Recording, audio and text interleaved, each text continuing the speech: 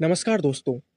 आज के इस वीडियो में मैं आपको स्क्वायर रूट निकालने का एक ऐसा तरीका बताने वाला हूँ, जिससे आप किसी भी नंबर का स्क्वायर रूट बड़ी आसानी से निकाल सकते हैं। इसको हम बोलते हैं लॉन्ग डिवीज़न मेथड।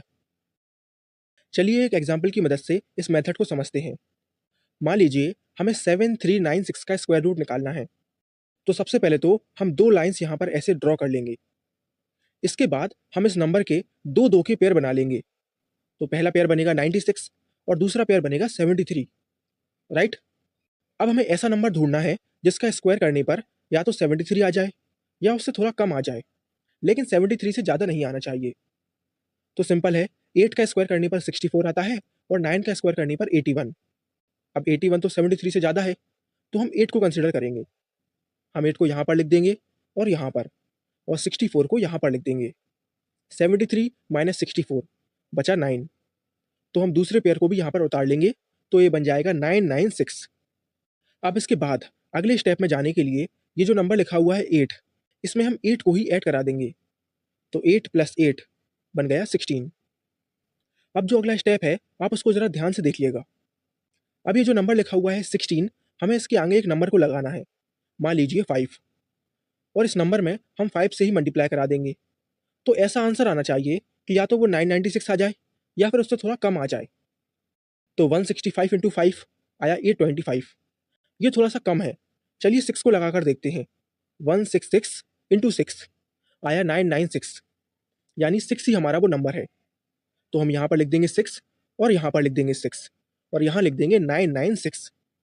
996 माइनस 996, तो रिमाइंडर बचा 0, यानी 7396 का स्क्वायर रूट निकल कर आया 86। इस चीज़ को अच्छे से समझने के लिए मैं आपको एक और एग्जाम्पल बताता हूँ। मान लीजिए इस बार हमें 15625 का स्क्वायर रूट निकालना है। तो सबसे पहला काम हमारा होगा पेयर बनाने का। पहला पेयर बना 25, दूसरा 56 और तीसरा 1। अब हमें ऐसा नंबर ढूँढना है जिसका स्क्वायर करने पर 1 आ जाए। तो सिंपल है, 1 का स्क्वायर करने पर 1 आता है। तो हम 1 यहाँ पर लिख देंगे, 1 यहाँ पर लिख देंगे और 1 का स्क्वायर यहाँ पर लिख देंगे। 1 माइनस 1 बचा 0, तो हम अगले पेयर को यहाँ पर उतार देंगे। अब अगले स्टेप में जाने के लिए हम 1 में 1 को ही ऐड करा देंगे। तो यहाँ पर आ जाएगा 2, राइट? अब 2 के आगे हमें ऐसा नंबर लगाना है जिससे मल्टीप्लाई करने पर या तो 56 आ जाए या उससे थोड़ा कम आ जाए। तो मान लीजिए हमने 2 के आगे 3 लगा दिया और 23 को 3 से मल्टीप्लाई करा दिया, तो आएगा 69। अब 69 तो 56 से ज़्यादा है, तो हम यहाँ पर 3 की बजाय 2 लगा देंगे। 22 इंटू 2 आया 44। ये ठीक है, तो हम यहाँ पर 2 लिख देंगे, यहाँ पर 2 लिख देंगे और यहाँ पर 44 लिख देंगे। 56 माइनस 44 बचा 12, तो हम अगले पेयर को भी नीचे उतार लेंगे। ये बन गया 1225।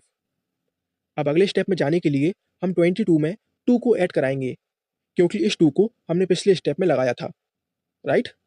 तो यहाँ पर आ जाएगा 24। अब 24 के आगे हमें ऐसा नंबर लगाना है जिससे मल्टीप्लाई करने पर 1225 आ जाए। तो 24 के आगे हम लिख देंगे 5 और 5 से ही मल्टीप्लाई करा देंगे, तो आएगा 1225। तो हम 5 को यहाँ पर लिख देंगे, यहाँ पर लिख देंगे और 1225 को यहाँ पर लिख देंगे।